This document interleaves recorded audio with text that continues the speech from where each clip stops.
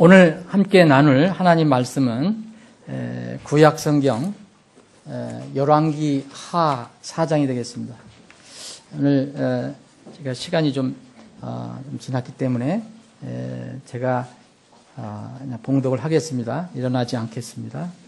열왕기 하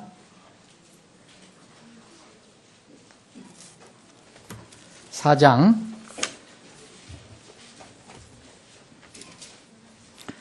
1절로부터 7절입니다. 여러분들이 이 이야기는 여러분들이 아시는 분들이 많이 있을 것입니다. 오늘 새해 두 번째 주에 한번 이 말씀 다시 한번 상고하면서 하나님의 그 뜻을 살피기를 원합니다. 제가 봉독할 때 여러분들이 눈으로 따라서 읽으시면 좋겠습니다. 이제 대언자들의 아들들의 아내들 가운데 어떤 여인이 엘리사에게 부르짖어 이르되 당신의 종 내 남편이 이미 죽었는데 당신의 종이 주를 두려워할 줄은 당신이 아시나이다. 빚을 준 사람이 이르러 내 두 아들을 취하여 노예로 삼고자 하나이다 하매 엘리사가 그녀에게 이르되 내가 너를 위하여 무엇을 하랴? 내 집에 무엇이 있는지 내게 고하라 하니 그녀가 이르되 당신의 여종의 집에는 기름 한 항아리에 아무것도 없나이다 하매 그때 그가 이르되 나가서 내 모든 이웃에게서 그릇을 빌려오라. 빈 그릇을 빌리되 몇 개만 빌리지 말고 너는 들어가 너와 내 아들들 뒤로 문을 닫고 그 모든 그릇에 기름을 부어서 가득 찬 것을 옆으로 놓으라 하니라. 이에 그녀가 그를 떠나서 자기와 또 자기에게 그릇들을 가져온 자기 아들들 뒤로 문을 닫고 기름을 부었더니 그릇들이 참으로 그녀가 자기 아들에게 이르되 또 그릇을 내게로 가져오라 하매 그가 그녀에게 이르되 더 이상 그릇이 없나이다 하니 기름이 그쳤더라. 그때 그 여인이 하나님의 사람에게 나아가 고하니 그가 이르되 가서 기름을 팔아 빚을 갚고 남은 것으로 너와 네 아이들이 생활하라 하였더라. 아버지 하나님, 오늘 저희들에게 건강한 몸 주시고 또 평안한 마음 주셔서 두 번째 주일, 금년 두 번째 주일, 한 주 시작하는 첫 주일에, 주일 아침에 저희들을 모아주시고 또 함께 주님을 찬양하고 경배케 하시니 참으로 감사합니다. 이 시간 저희들에게 말씀을 주셨습니다. 주님, 전환자나 든 우리 모든 지체들이 주님 안에서 성령님 안에서 하나가 되게 하시고 오직 선포하시는 분은 주님만 되게 하여 주시옵소서. 이 말씀이 우리에게 귀한 생명의 양식이 되게 하여 주옵소서. 거룩하신 예수님의 이름으로 기도합니다. 아멘. 누구나 새해가 되면 소망을 다 가지게 되죠. 하다못해 무슨 결심이라도 하잖아요. 작심삼일이라는 말도 있지만 새롭게 뭘 결심도 하고 소망도 갖게 됩니다. 지난 이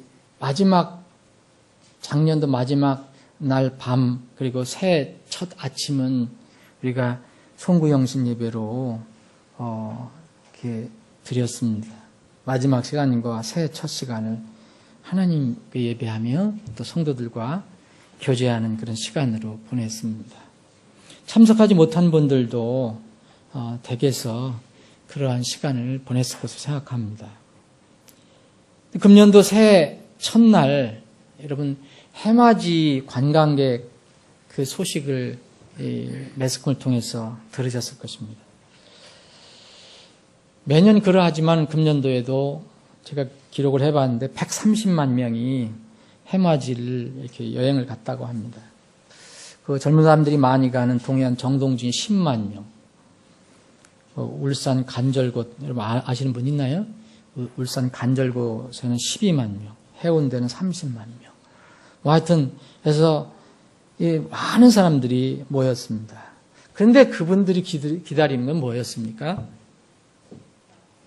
붉게 떠오르는 해였습니다. 태양. 근데 이 사람들이 보면 뉴스에도 나오지만 다 이렇게 나름대로 정성을 다해서 이렇게 기도하는 모습을 볼 수 있습니다. 기도는 기독교에서만 하는 게 아닙니다, 여러분. 요새는 이 절에 가는 분들 다 기도하러 간다고 얘기합니다. 다른 분들, 여러분 마음의 교회도 기도하지, 다 기도하지 어떤 교회도. 소원을 비는 사람들이 이렇게 많습니다. 뭔가 소망을 가지고 있다는 겁니다. 이루어지기를 바라는 그런 소망을 가지고 있습니다. 사랑하는 여러분, 올해 여러분들의 소망은 무엇입니까? 그 소망은, 그 바람은 사람마다 서로 다르고 다양할 것입니다. 그러나 우리가 하나님의 자녀라면 같은 점이 있어요. 소망은 서로 조금씩 다르더라도 복을 기원하는 대상, 자, 복을 받기를 원해서 무릎을 꿇고 마음을 내려놓는 그 대상이 누구냐 이겁니다. 하나님이라는 사실입니다. 부처도 아니고 알라도 아니고 우리의 조상도 아닙니다. 여러분 조상한테 비른다고 우리에게 복 주는 게 아닙니다. 또 다른 여러 가지 신들도 아닙니다. 더구나 시간과 많은 돈을 들여서 밤잠도 안 자고 멀리 기차여행을 떠나든 차로 몰고 가서 해맞이를 하는 사람들이 바라보며 기도하는 태양도 더더구나 아닙니다. 오직 우리를 구원해 주신 하나님, 이 우주 만물을 지으시고 지금도 운행하시고 역사하시는 바로 살아계신 그 하나님이 우리의 소망을 아뢰 수 있는 분, 그리고 그 소망을 듣고 이루어질 수 있는 유일한 분입니다. 올해 저는 개인적인 바람이 분명히 있습니다. 그리고 교회적인 바람도 굉장히 큽니다. 여러분들 지체들에 대한 바람도 굉장히 큽니다. 여러분들도 나름대로 다 있을 것입니다. 올해 여러분들의 소망, 그리고 우리 교회의 소망이 하나님의 은혜 가운데 이루어지기를 간절히 바라는 마음입니다. 열심히 기도하고 있습니다. 소망을 이루어주시는 분은 우리 하나님. 우리는 그분의 복을 받는 사람입니다. 복을 주시는 분께서 우리에게 복을 주시기를 원한다는 것은 참으로 자연스러운 겁니다. 복 주시는 분께서 복 받기를 원하는 사람에게 우리에게 주시는 권면이 있습니다. 오늘 본문 말씀에서 하나님의 권면을 찾을 수 있습니다. 하나님께서 우리에게 복을 주시기를 원하는데, 은혜를 주시기를 원하는데, 그 복을 우리가 받기 전에 먼저 해야 할 일이 있음을 알려주십니다. 오늘 이 본문 말씀은 엘리사와 어느 과부의 기름병 이야기입니다. 여기에 대언자들의 아들이라고 나와 있거든요. 이게 대언자들의 아들들의 아내들 이렇게 나오는데, 대언자들의 아들이라면 지금 이 시대에 뭐가 같을까요? 하나님께 헌신한 사람들입니다. 근데 이제 준비를 해야 되잖아요. 그러면 신학훈련을 받는 학생 혹은 어떤 그런 전임 사역자를 위해서 준비하고 훈련받는 그런 사람들, 학생과 비슷하다고 볼 수 있습니다. 그런 사람들 대언자들의 아들들이라고 그랬습니다. 이런 대언자들의 아들이라도 대언자가 난 아들은 아닙니다. 그런데 이 안타까운 일이지만 엘리사에게 훈련을 받던, 그 휘하에서 훈련을 받던 한 젊은 사역자가 무슨 이유인지 모르지만 세상을 떠났습니다. 그런데 이 젊은 사역자는 결혼을 한 사람이었습니다. 자기는 죽어 떠났습니다. 그런데 보니까 남겨진 게 있습니다. 아내와 두 아들이 덩그러니 남겨졌습니다. 그런데 이 사역자가 되려고 했던 이 사람은, 대언자의 아들은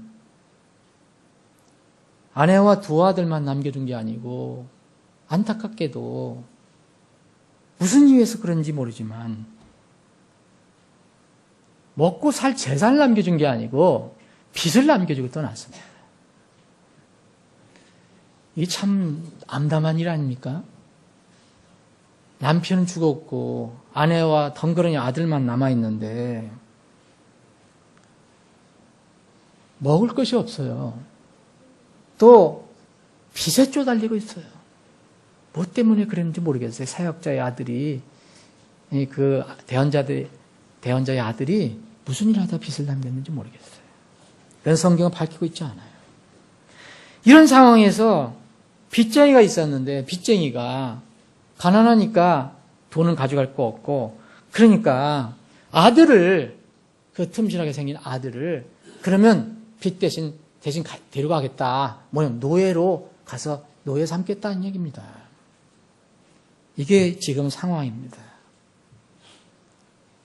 그런데 이 여인은 먹을 것이 없거든요. 지금 생계가 참 막막합니다.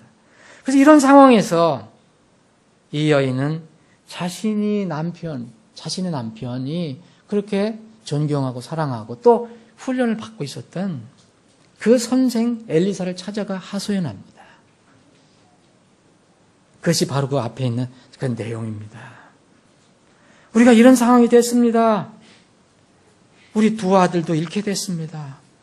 빚 때문에 빚쟁이가, 채주가 이 두 아들을 노예로 끌고 가려고 합니다. 돈이 없는데 어떻게 합니까? 그랬더니 엘리사가 그녀에게 얘기합니다. 내가 너를 위해서 그럼 무엇을 해줄 수 있느냐?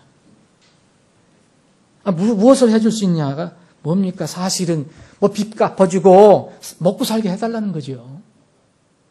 그 여인의 마음은 그거 아닙니까? 그래서 엘리사가 그녀에게 이렇게 질문했는데 좀 그 질문한 게 이상하게 느껴졌는지 바로 내 집에 무엇이 있는지 내게 고하라 그랬습니다. 그랬더니 그 여인이 이렇게 얘기합니다. 여종의 집에는 기름 한 항아리밖에 아무것도 없다. 이 한 항아리라고 그래서 여러분 항아리로 생각하면 안 됩니다. 시골에 사실 보던 저는 항아리 그러니까 장독에 있는 항아리 생각했어요. 이걸 찾아보니까 그 항아리가 아닙니다. 작은 병을 얘기합니다. 여러분들 기름 담아놓는 병이 얼마나, 여러분 우리가 생각하는 그 장독에 있는 그 간장이나 된장을 담아놓는 그런 걸로 생각하면 안 됩니다. 이게 팥이라고 하는 건데 커도 이 정도. 하여튼 기름을 담아놓고 있는 그 팥이라고 그런 겁니다. 근데 이걸 항아리로도 번역을 할 수 있지만 병을 얘기합니다. 조그만 병. 어쨌든 이런 기름이 조금 담아져 있었던 병 얘는 없다는 거예요.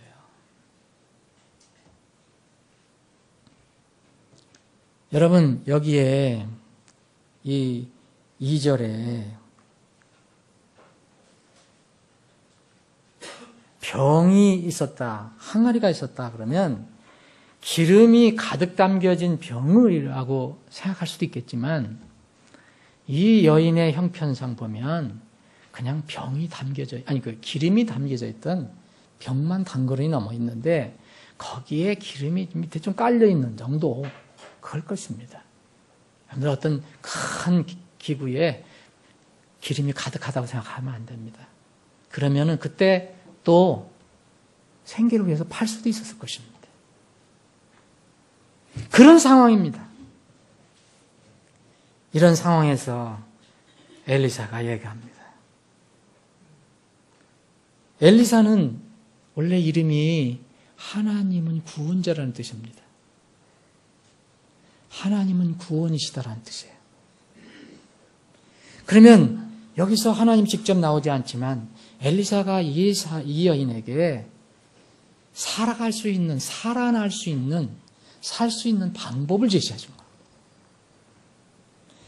하나님은 구원자다. 하나님은 구원하시는 분이다라는 그런 뜻을 가지고 있는 이 사람이 이 여인에게 제시한 것이 있습니다. 빚진 자에게 제시한 방법, 곧 빚진 자가 살 수 있는 방법을 지금 제시합니다. 과부의 집에 있는 것은 기름 한 병뿐입니다. 기름이 다 들어있는지 거의 빈 것인지 그것도 정확히 모릅니다. 제가 보기에는 거의 기름이 없는 병입니다. 기름은 성경에서 성령의 상징으로 나옵니다. 자기 남편이 먼저 무슨 이유인지 세상을 떠났지만 그래도 그 가정에는 아주 병에 조그만 기름이라도 남겨놓고 갔어요. 빚을 남겨놓고 갔지만, 세상 빚을 남겨갔지만 그 기름병을 남기고 갔습니다. 이 남편은 엘리사를 통해서 하나님은 구원이시다라는 이 사람을 통해서 받은 것이 있었을 것입니다. 하나님의 영이었을 것입니다. 곧 기름이었을 것입니다. 기름을 집에 남기고 갔습니다. 적어도. 빚으로 끌려갈 두 아들은 여러분 빚으로 끌려가게 돼 있다고 했습니다. 모형적으로는 죄의 싹을 갚지 못해서 아직 구원받지 못한 그런 상태의 두 아들을 얘기합니다. 성경은 이것을 우리에게 알려주고 있습니다. 우리는 죄빚을 가지고 있다고 얘기합니다. 로마서 5장 8절에 보면 우리는 이 빚에, 죄빚에, 처음에는 이 죄빚에서 벗어나지 못한 상태였습니다. 우리가 아직 죄인이었을 때, 우리가 전에는 다 죄인이었습니다. 물론 지금도 죄를 때로는 짓는다는 입장에서는 죄성을 가지고 있지만 신분적으로는 우리는 죄인은 아닙니다. 그런데 우리는 전에는 죄인이었습니다. 빚으로 끌려갈 두 아들은 분명히 모형적으로 죄의 싹을 아직 갚지 못해서 그런 죄에 눌려있는 그런 상태의 모형을 얘기합니다. 죄인의 대적은 누굽니까? 마귀입니다. 죄를 고발하는 것은 늘 마귀입니다. 죄의 대장이면서 우리의 죄를 고발합니다. 마귀는 죄빚을 당하기 전에는 절대 안 물러갑니다. 마태복음 5장 25절 26절에 보면 예수님께서 가르쳐 주신 게 있어요. 길에 가다가 네 대적을 만나면 빨리 화해하도록 노력하라. 정말 일전까지도 갚지 않으면, 한 푼까지도 다 갚지 않으면 너는 풀려나지 못한다. 이게 바로 우리의 죄빚입니다. 이 상황에 엘리사가 이 가정에 빚을 갚을 수 있는 방법을 제시합니다. 곧 살아날 수 있는 방법을 제시합니다. 엘리사는 얘기합니다. 3절에 보면 여기 나 가서로 번역했는데 그렇게 번역하든 이게 영어를 보시면 go입니다. go. 그리고 7절에 있는 나가라, 가라 하는 거 똑같아요. go가 두 개 나옵니다. 나가서 곧 가서 내 모든 이웃에게 그릇을 빌려오라. 빈 그릇을 빌리되 몇 개만 빌리지 마라. 몇 개만 빌리지 마라는 것은 빌릴 수 있는 대로 빌려와라 이 얘기입니다. 가라 그랬습니다. 이런 상황에서, 이런 정말 죽을 상황에서 가만히 자기 신세 한탄만 하면 안 됩니다. 뭔가 주님의 음성을 듣고 움직여야 합니다. 가라 그랬습니다. 너는 가서 그릇을 빌려와라.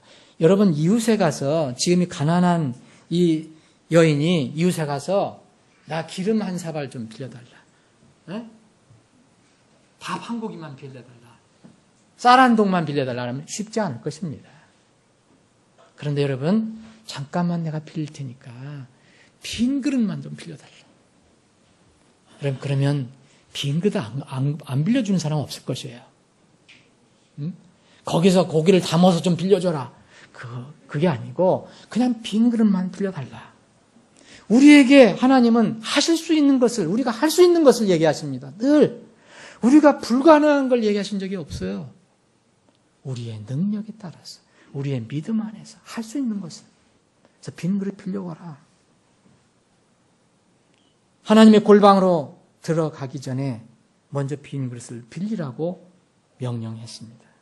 왜 빈 그릇이 필요할까요? 여기서는 왜 빈 그릇을 가져오라 했을까요? 이건 하나님 구원자란 이 엘리사가 명령한 겁니다. 하나님께서 명령하신 것과 똑같은 겁니다. 이 엘리사는 분명히 기적적인 일을 지금 베풀려고 합니다. 이 여인의 가정을 살려내는 일을 하시려고 합니다. 그게 빈 그릇입니다. 근데 빈 그릇이 되지 않으면, 누구든지 빈 그릇이 되지 않으면 하나님 앞에 아무리 나가도 하나님의 복을 받을 수가 없습니다. 은혜를 받을 수가 없습니다. 내 것이 차여있는 한 그것은 불가능합니다. 빈 그릇이 돼야 합니다. 우리가 성탄절 때 우리가 주님의 오심에 대해서도 생각해 봤습니다. 왜 주님께서, 여러분 왜 성경에 이렇게 기록되어 있는지, 그 역사지만 분명히 왜 예수님께서 나실 때, 그 거룩하신 예수님께서 나실 때 왜 마구간에서 나셨습니까? 왜 그 큰 여관에 사람들이 우글우글한데, 방도 많은데 방에 조금 한 구석도 예수님이 들어갈 자리가 없었습니까? 마음의 방이 비워져야 합니다. 베들레헴의 모든 여관에 사람들로 가득 차 있었지만 예수님이 들어갈 방이 없었다는 사실은 당시 사람들의 마음의 상태를 말하는 것입니다. 나의 자아를 비우고 주님의 영으로 채우라는 것입니다. 이 여인은 무엇인지 모르고 했겠죠. 그런데 여기 다 이걸 하면서 뭔가 깨달은 것이 있었을 것입니다. 여러분, 비우지도 않는 사람들이 요새 참 많습니다. 여러분, 비우지 않으면 복음 못 듣습니다. 받아들여지지가 않습니다. 만날 들어도 복음 안 들어옵니다. 내 것을 내려놓지 않으면. 그런데 비우지도 않는 사람이 있지만 어렵게 비워도 다른 것으로 채우는 사람들이 있습니다. 여러분, 새해 첫해 130만 명이 가서 뭔가를 빌은 거 아닙니까? 그런데 뭔가를 얻기를 원하는데, 비운다고 하는데, 여러분 그 비운 것에 여러분 다른 것으로 채우는 사람들이 많으십니다. 비우려고, 내가 뭘 가지려고 얻으려고 하는데, 비워서 얻으려고 하는데 엉뚱하게 태양 앞에다 빌면, 엉뚱하게 돌부처 앞에서 빌면 그것은 비우는 것이 아닙니다. 여러분, 정말 우리가 이 불교에서도요, 내 마음을 비우라는 것이 굉장히 강조되는 말입니다. 이건 기독교하고 앞에 보면 같아요. 비워야 합니다.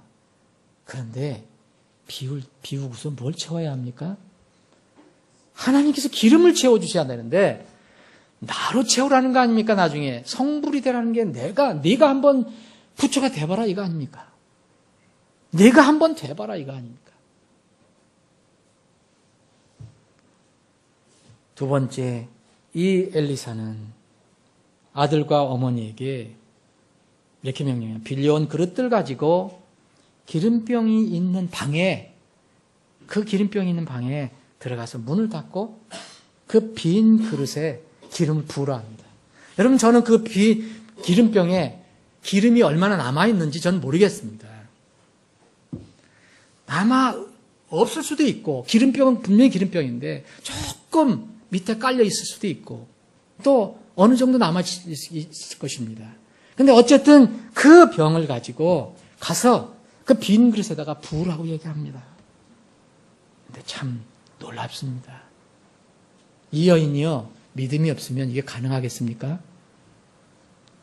아니, 기름병이 아무것도 거의 없는데 무슨 빈 그릇에다 따르라니 이게 뭐 따라집니까? 그런 마음 가지고 했으면 아마 안 따라졌을 것입니다.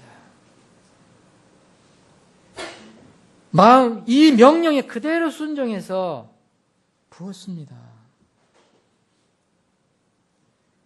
그 그를 떠났다는 5절에 그녀가 그를 떠났다는 건 엘리사의 말씀을 듣고 그냥 떠나서 명령한 대로 자기 그 빈 병 있는 데로 가서 아들들 함께 문을 닫고 기름을 붓기 시작했습니다.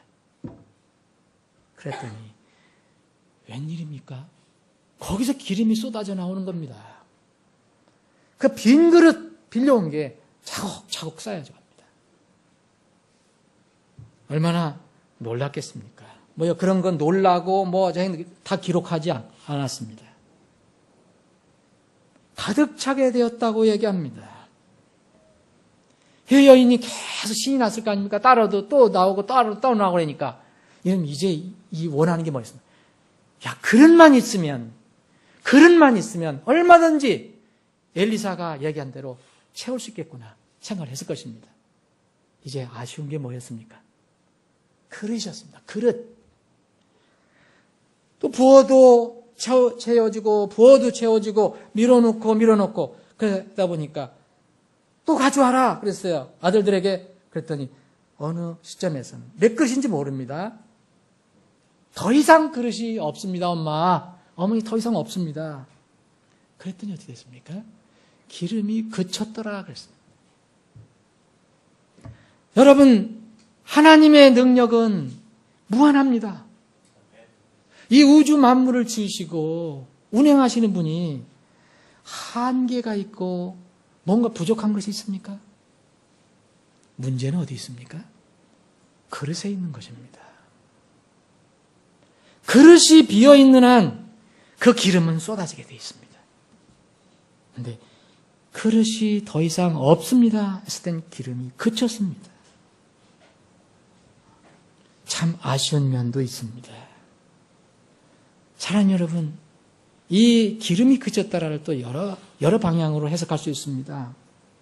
제가 다 오늘은 말씀을 이렇게 시간 관계에서 못하지만 앞으로 마지막 때를도 생각해 볼 수 있는 겁니다. 그럼 마지막 때 주님이 오실 때는 이 땅에서 성령의 역사가 끝날 때를 얘기합니다. 그런데 지금이 너무 가깝다는 생각이 듭니다. 많은 사람들이 얘기합니다. 정말 지금 이 시대에 우리 그리스도인들이 이러한 빈 그릇들을 찾기가 너무 어려운 때다. 여러분 그렇게 생각되지 않습니까? 여러분들 얼마나 전도를 열심히 하는지 복음을 자주 하시는지 모르지만 여러분들이 복음을 전하려고 전도를 하려고 진리를 전하려고 하면 그 받는 사람이 얼마나 그 마음이 가득 차 있는지 여러분들 아실 것입니다. 정말 빈 그릇 찾기가 어렵습니다. 여러분 빈 그릇 찾기가 어렵다. 기름이 끝난다. 그럼 이건 마지막 때를 얘기합니다. 이것을 영적인 것으로 적용하면 그렇습니다. 로마서 11장 25절에 보면 이제 이방인의 때가 찰 때가 있다는 거예요. 그러면 끝이요. 그때는 이제 이 이방인의 하나님께서 경륜적으로 베풀어 주신 은혜가 어디로 갑니까? 다시 이스라엘로 갑니다. 이스라엘이 지금 눈 멀었는데 눈을 뜨게 됩니다. 누가복음 21장 24절에 보면 예루살렘이 지금 짓밟히는데 이방인의 그 발에 짓밟히고 있는데 그 때가 끝날 때가 온다는 겁니다. 이방인의 수가 차이면 끝납니다. 여인이 이 놀라운 사실을 이제 엘리사에게 고합니다. 그랬더니 엘리사가 여인에게 명령합니다. 이 여인이 가서 그 여인이 하나님의 사람에게 나가서 고했다고 그랬지 않습니까? 7절에 보면.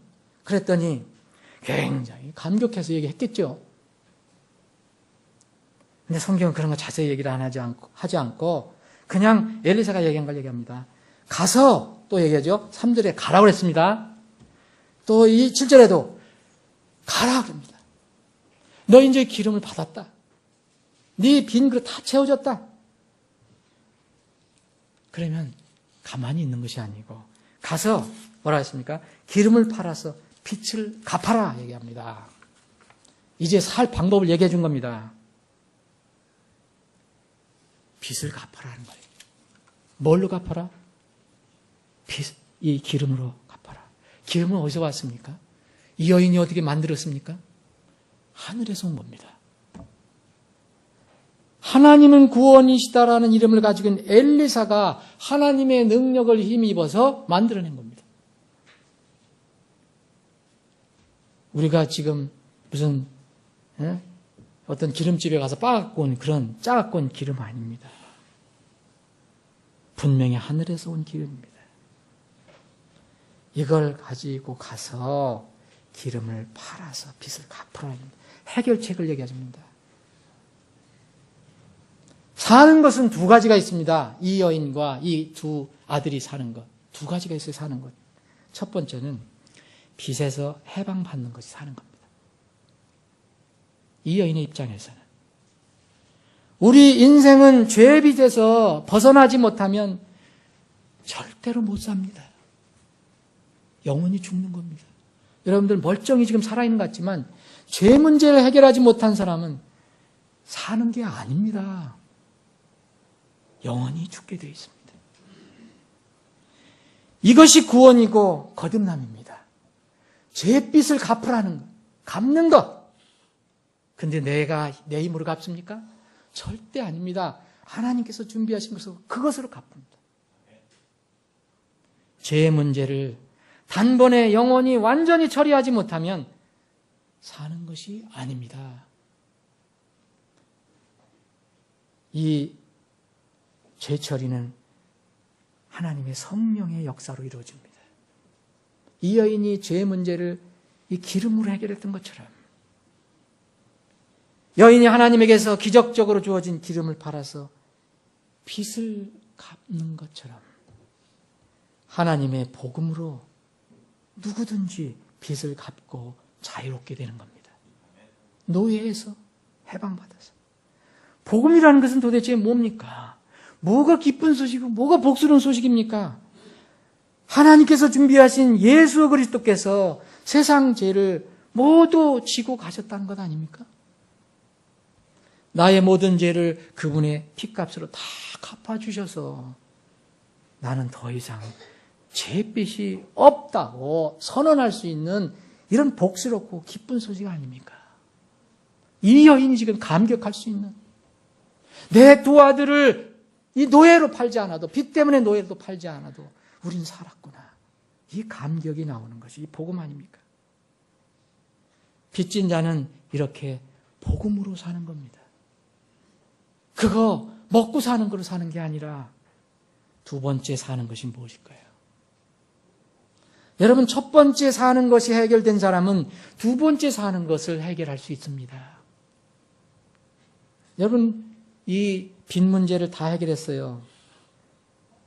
그러면 빚 문제가 해결돼도 이 여인이 살아가려면 먹고 사는 거, 육체적인 그 양식을 얻어야 될 거 아닙니까?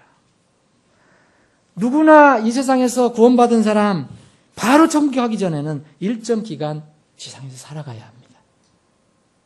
이것이 그리스도인이 이 땅에서 살아가는 나그네의 삶이에요. 순례의 길입니다. 이때 어떻게 살아야 하는가? 여기 생활하다라고 번역했어요. 이 흠정역은. 이것도 좋은 겁니다. 그런데 더 리얼하게 하려면 살아라는 겁니다. 영어로 live입니다. live. 살아가는 게 두 개가 있어요. 사는 게 두 개가 있어요.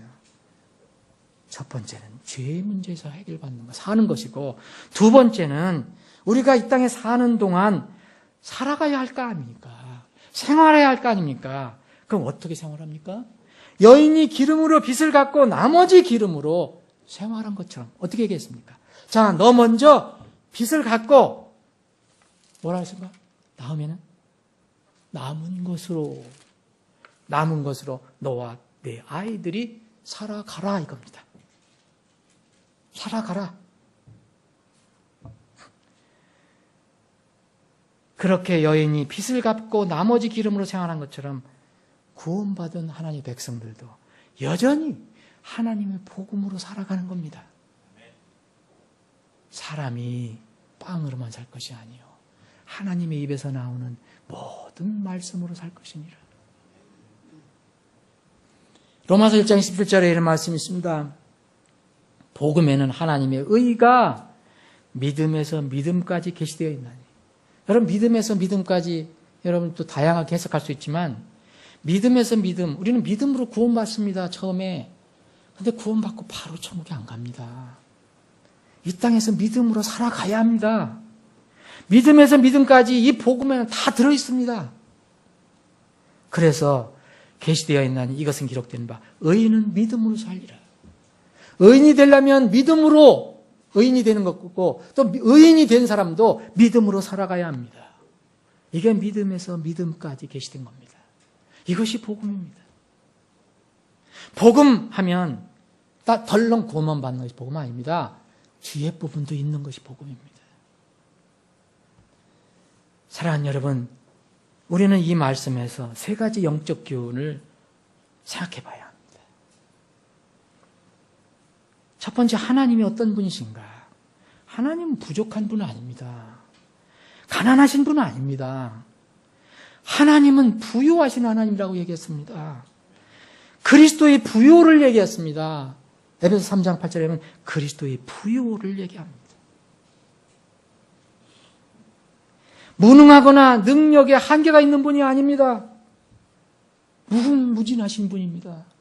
그릇만 있으면 얼마든지 쏟아 부을 수 있는 그런 분입니다.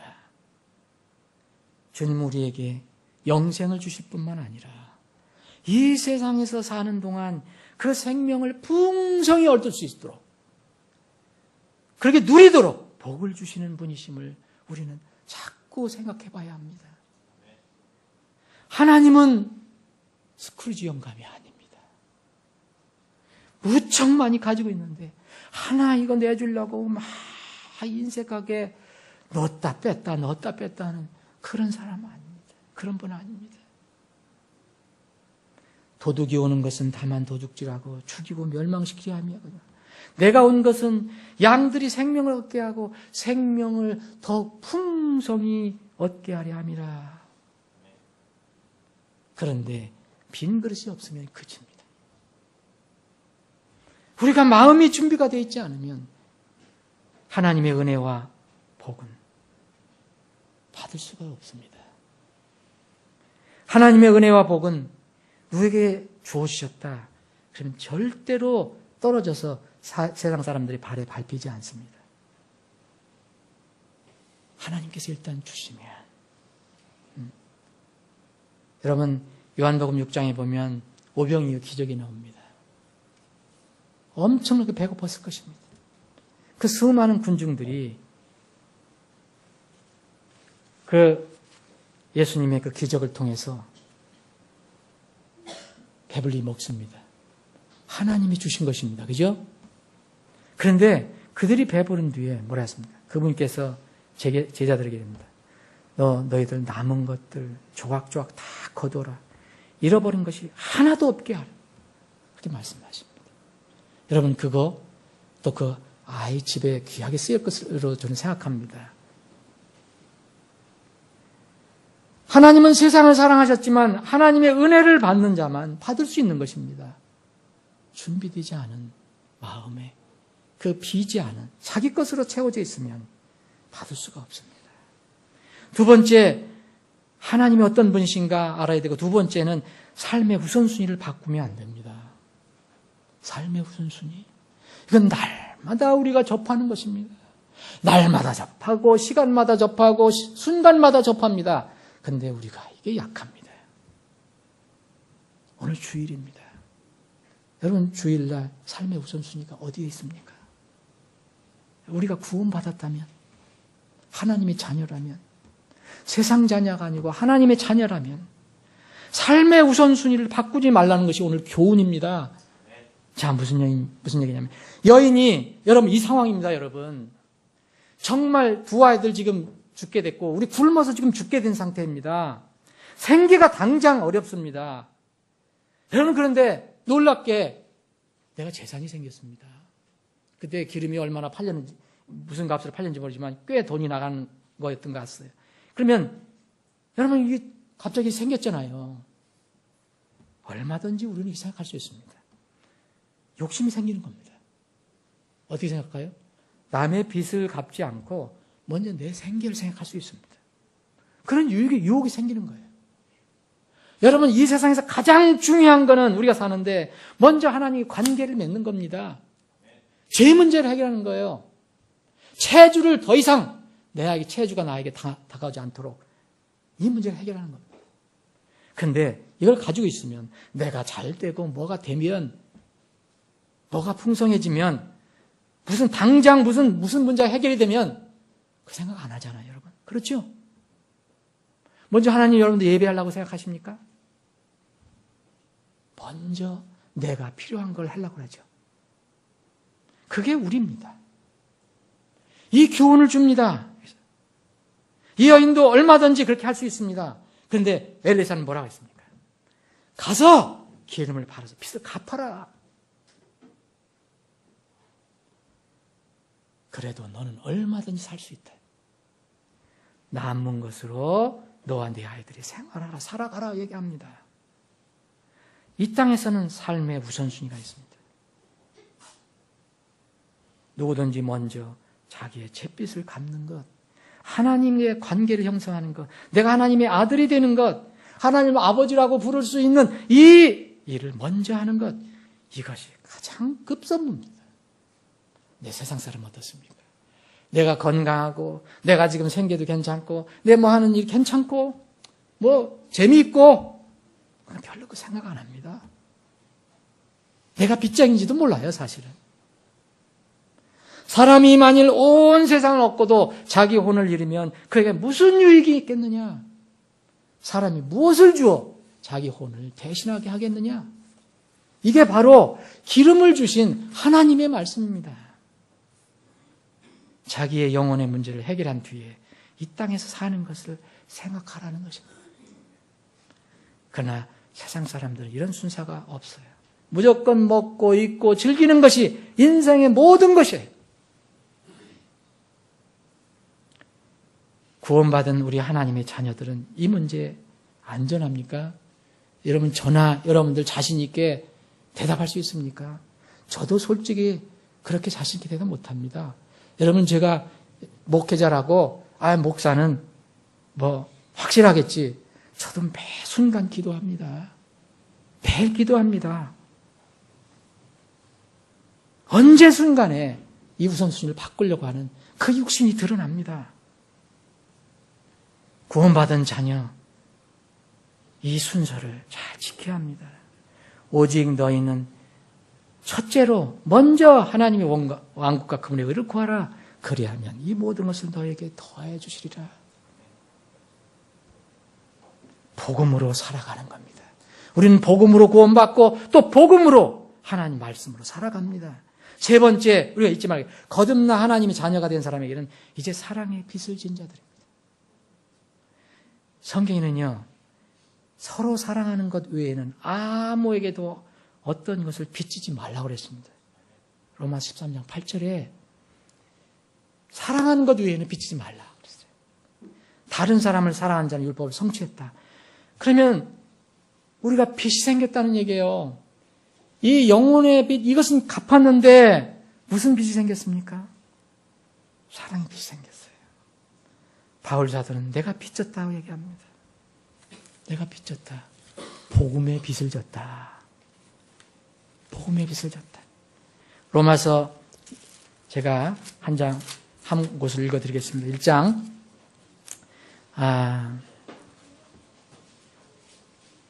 14절입니다. 나는 그리스인이나 바바리인이나 지혜 있는 자나 지혜 없는 자에게 다 빚진 자니라.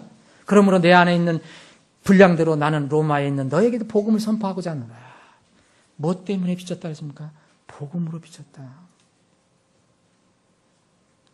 예수님의 보혈로 죄를 용서받고 나면 더 이상 죄의 빚에 쫓기지 않습니다.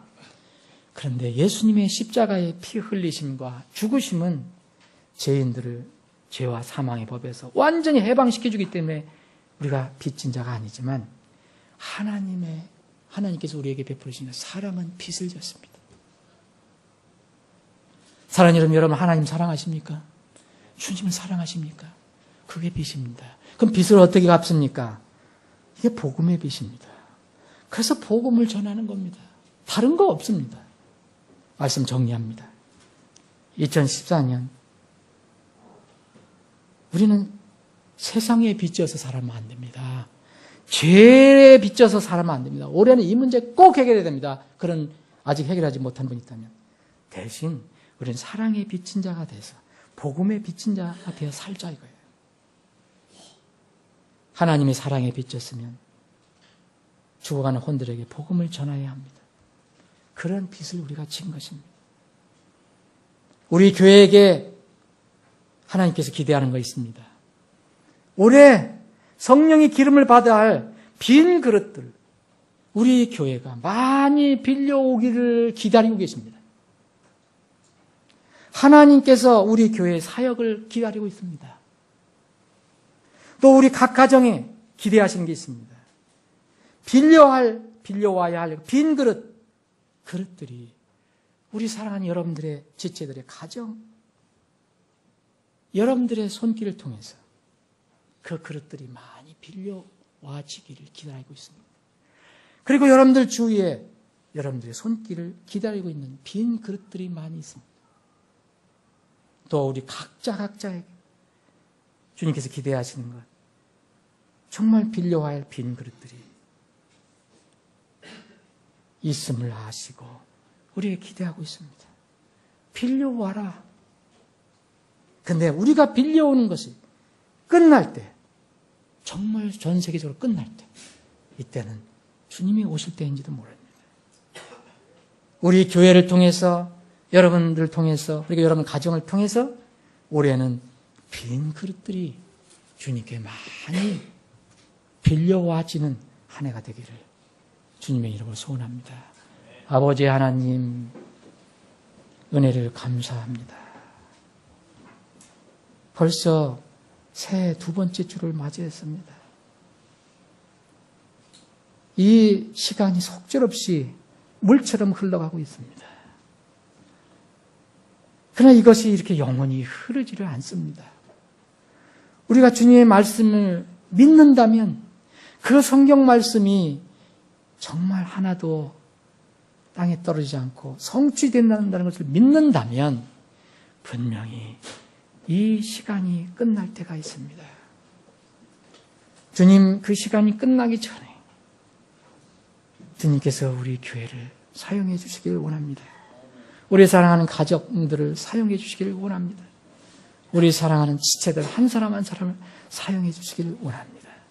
특별히 우리 교회를 이곳으로 보내주셨습니다. 이 안락하고 환경 좋은 곳으로 보내주셨습니다. 이 지역에 있는 혼들, 그리고 이 주변에 있는 혼들, 우리가 빌려와야 할 빈 그릇들입니다. 그들을 향해서 우리가 기도하며 열심을 내는 한 해가 되기를 간절히 소원합니다. 저희들이 이렇게 될 수 있도록 저희들에게 힘을 더해 주실 것을 믿고 감사드리며 거룩하신 예수님의 이름으로 기도합니다. 아멘.